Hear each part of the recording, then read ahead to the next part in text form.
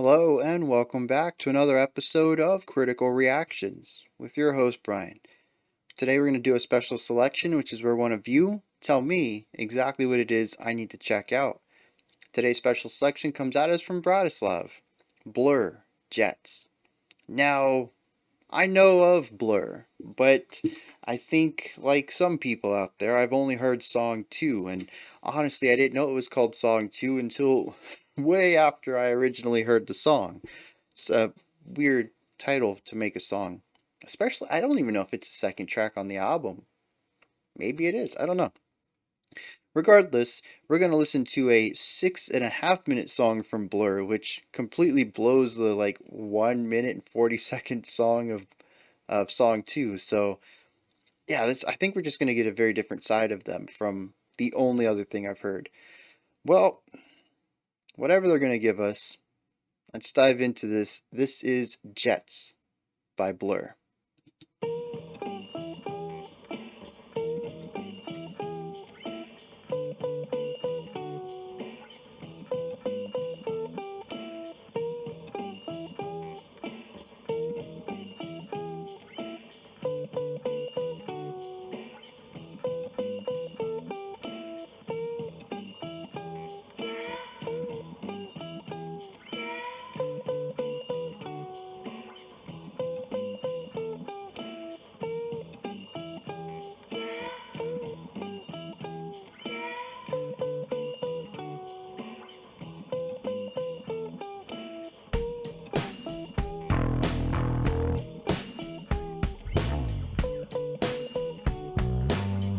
Such a gnarly bass sounds.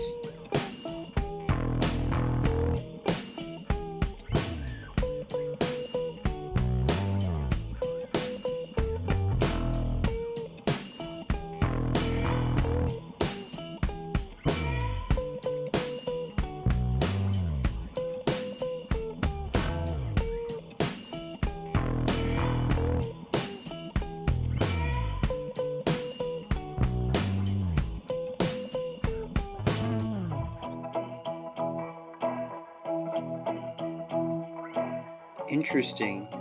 Deriving just the rhythm and putting it on a single note.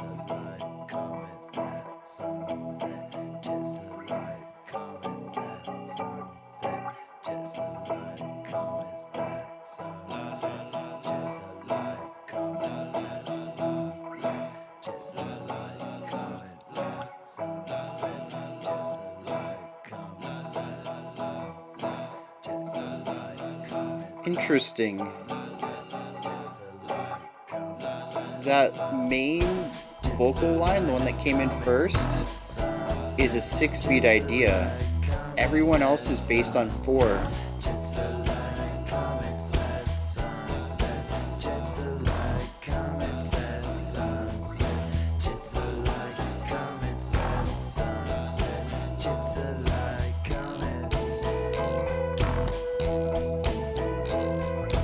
Yeah, so every 3 repetitions we get from pretty much everyone else. We only get 2 repetitions from that a vocal line.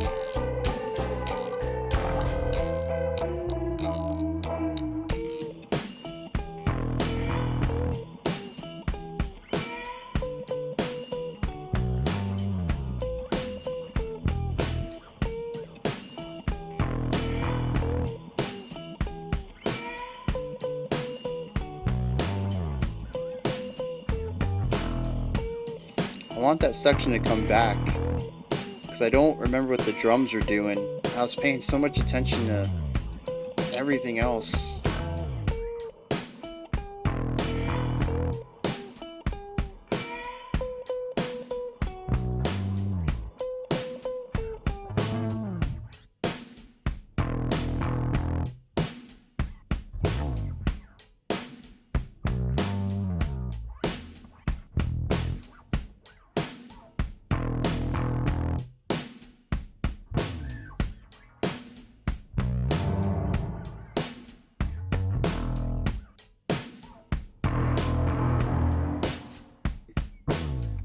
Where are they going with this?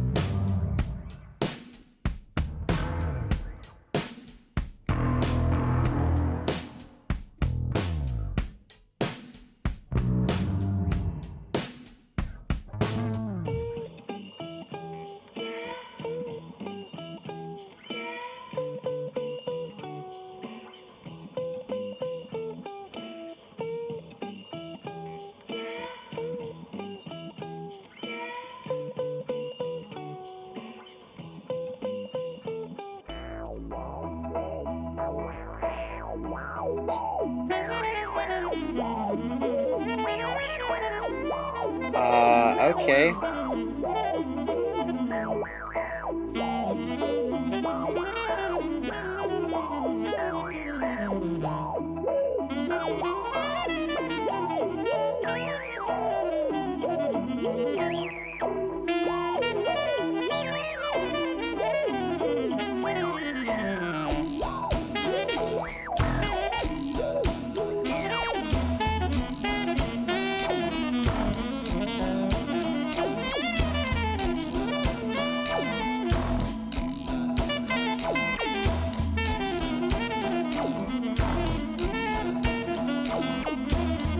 It's really wild how the saxophone can play within a blues scale and it sounds bluesy, but nobody else is.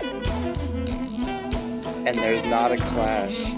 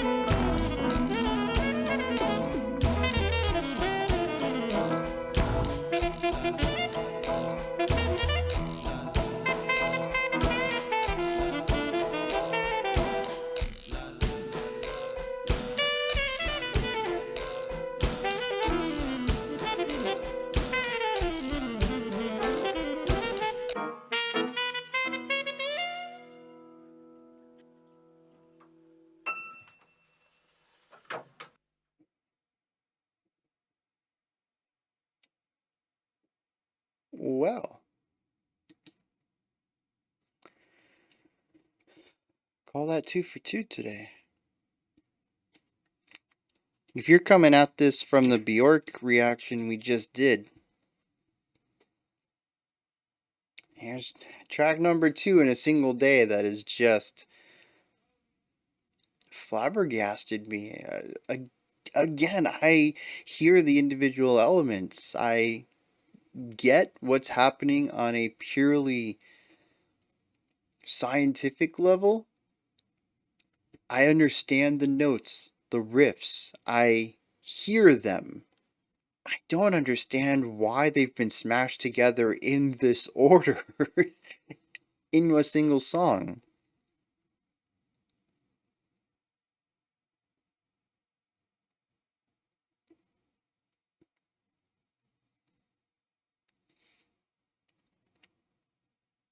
Here's a weird thing.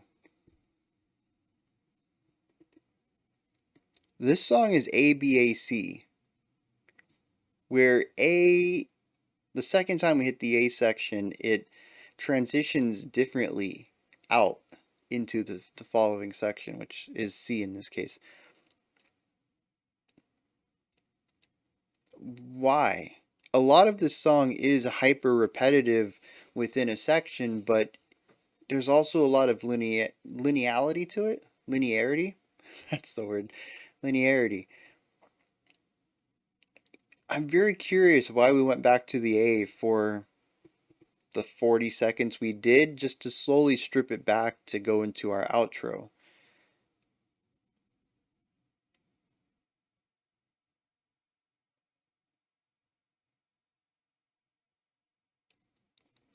But since we did hear the A twice, I want to talk about that. There are 5 instruments in our A section. 2 guitars, a bass, drums, and vocals. The drums are giving us snare on 2 and 4, bass on 1 and 3, hi-hat on all 4. Actually, hi-hats, there's 8 hi-hats, they're doing eighth notes. Our snare is quarter notes on 2 and 4, but our bass is a quarter note on 1 and eighth notes on 3. So you get boom, ka, boom, boom, ka. That pattern sticks with us for a vast majority of the song. It is not a very complex drum concept. The song is overall. There are 2 very similar guitar lines. One gives us our main melody that we will hear a lot of. There is a compressed, distorted, quiet version underneath it that basically fills space. To me, it's more atmospheric, but what's interesting is that it mimics our lead guitar line for the first two parts of the phrase, but the latter two, it repeats them while our lead guitar goes into a new idea to finish up the last half of the phrase. There is a deviation there. Eventually we get the bass in. The bass is massive compared to everything else that we've heard and everything else that we will hear. It comes in strong with 5/8 notes. Very distorted, very loud, very wide, and powerful. From there, it's silence for a little bit into a quiet slide. Maybe it's just fingers on the string. I don't even know if there's a pitch there. I can just hear the sliding. And then a little bit of a lick at the end to take us back into some rest into the 5 hits. We listen to this group of sounds for minutes.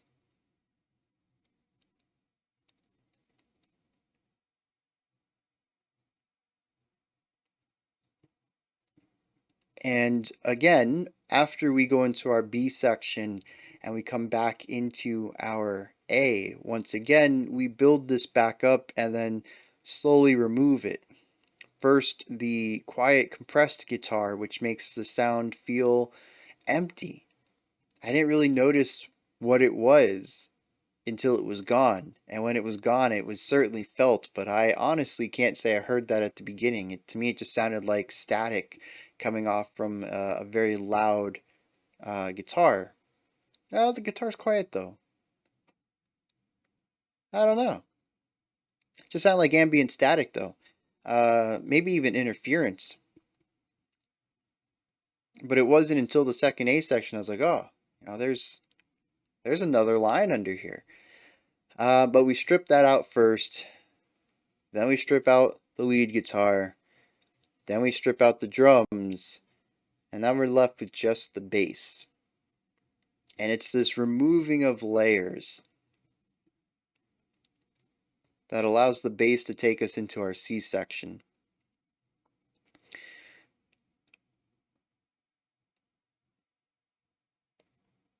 It's very interesting that such a simple,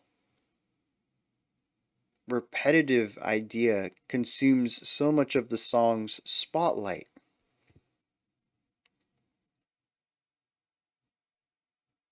That's not to say you can't make a song like this. It's here. It's not the only one, but usually simplicity is used as a foundation for a hook. A lot of pop music, singer-songwriter music, is simple music underneath, but it allows the folk actually would be, I think, a better pick than pop. Simple repetitive music utilized to add a musical foundation for the lyrics to be sung over, where the lyrics are the core story or they're the hooky melody and stuff like that. It's not usually done as the spotlit element. There is nothing else going on in these moments.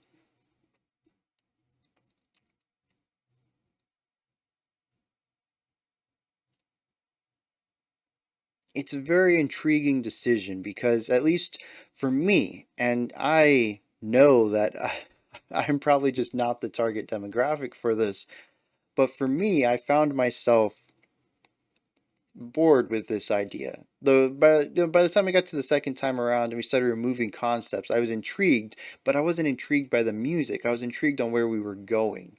I was still ready for this section to be over, and I had been ready for it to be over about the time it came back on. I was like, oh, geez, we're doing this again. Again, not to say it's bad, and maybe the repetition is thematically appropriate, but It's really interesting not to put anything on top of it.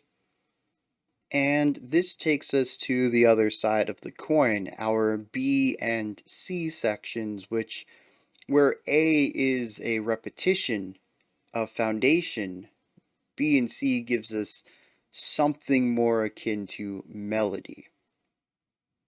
Although I think we'll find in our B section it's still highly repetitive. Our B section starts with bass. Our C section starts with bass. Our A starts with guitar. Huh. Anyways, we start with bass. The bass solidifies the tempo and the time signature. It gives us our 4/4. The guitars and drums come in and solidify that. And then the vocals come in and say, yeah, that's not working for me. They have a 6-beat phrase. So what happens here is our two lines are restarting at different points. Our rest of the band does 4 beats and starts the next part of the phrase, whereas our vocals are still in the middle of theirs for 2 more beats, and they will do a repetition on beat 7, where these guys are in the middle of their second bar of ideas, the second part of the phrase. They're in the middle of it. And this continues to happen until we get to beat 12. That ends 3 bars of 4/4, which is not a full phrase for the rest of the band. I've talked about them doing this in 4 parts.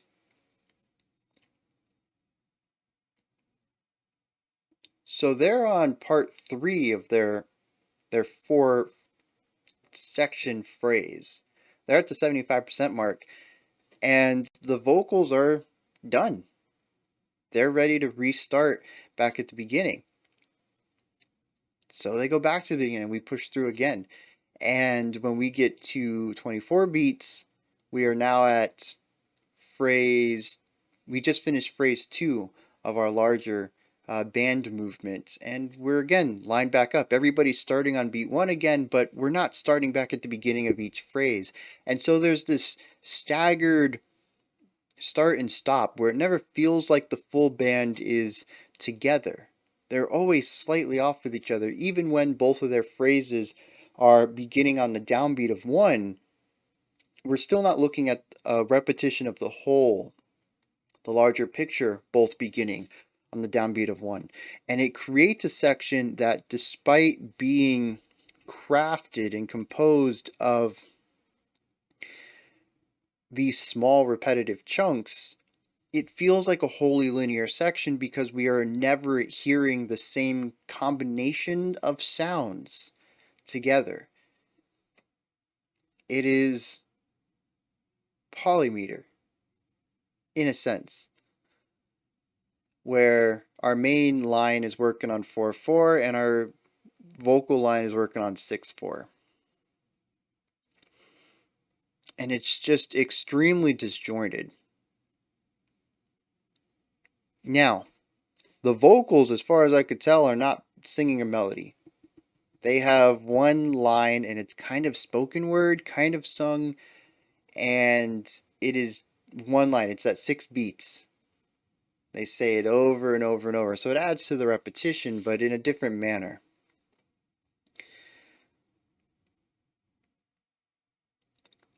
The C section is very different from this. This is our bluesy punk rock. I don't even know what to call it. The whole band is engaging in, I don't know, this one bar idea, highly repetitive rock music. In fact, I think most of the instruments have shifted from moving notes. They're playing the same rhythms they did in the B section, but they're sticking to one note at a time instead of having pitch movement. On top of this, though, we have a saxophone going to town in a blues scale. Just really tearing it up. It's a beautiful solo. And this is a really strange schism to me. I I mean, I know how it works technically. When your foundation is just one or two notes, it really doesn't have a, a personality, I guess you could call it. It doesn't have a specific color, right? When we have chord progressions, it's because we're basing this off of key elements in a chord. And each chord in the progression is going to give us 3 or 4 notes, and the combination of the progression can tell us what key we're in, and that key will give the song a flavor. When we only have 1 or 2 notes to go on and they're played in succession rather than simultaneously, it's not a lot of information, and it kind of makes it feel personalityless. The foundation can adapt to anything. Given the distortion and the sounds of our bass and guitar and the drum, it feels kind of rocky.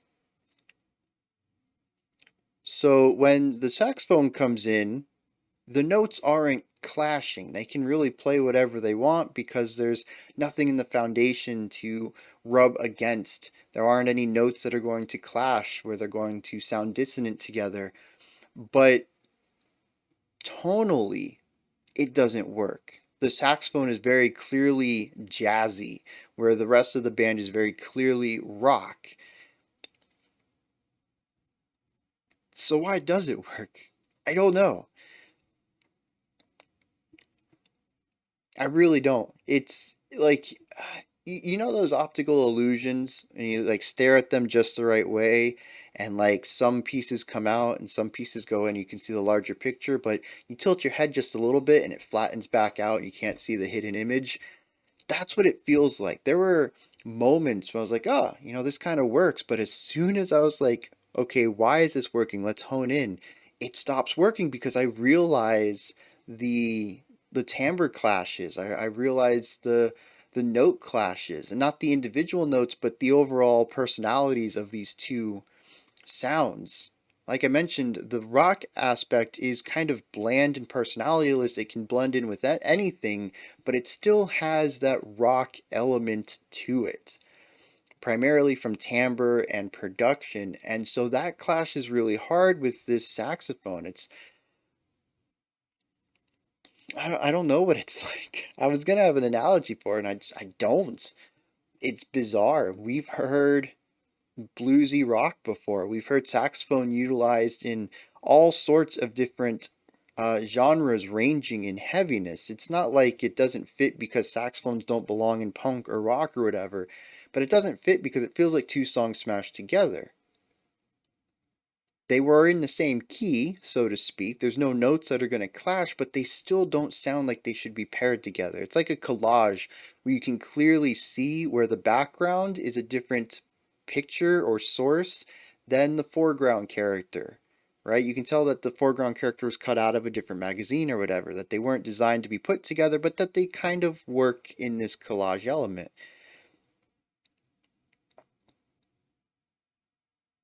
And that's my read of the song. It's filled with repetition everywhere.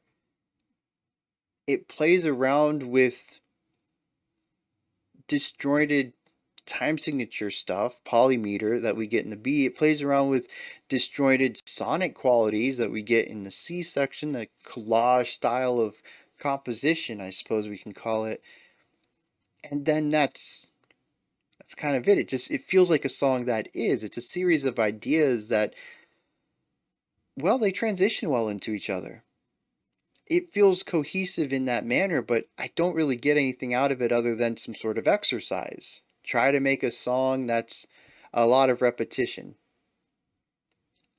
And they said, okay, we done it. And that's what it feels. It feels like an exercise. I don't have a connection to it. I don't see the purpose for any of it. But I want to make it clear that that doesn't mean that it doesn't have a purpose, that these ideas aren't supposed to be together, or that there's not some larger thematic or artistic component to it. I'm just not seeing it on a first listen.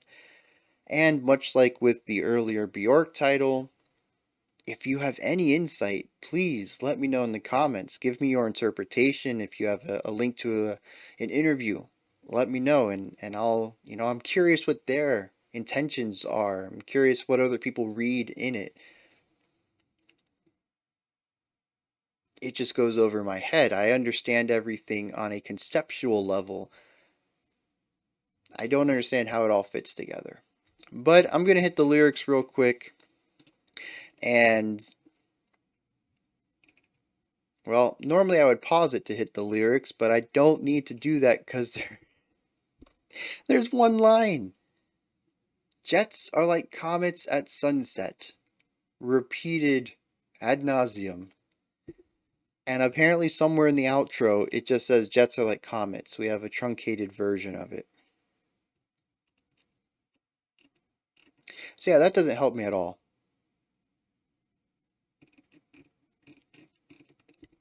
I have nothing else to add to this. These are my thoughts.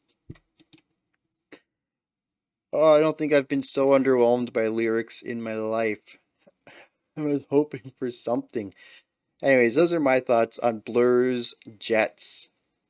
As I mentioned, if you have anything you'd like to add, please put it down in the comments. I need a lot of help on this one.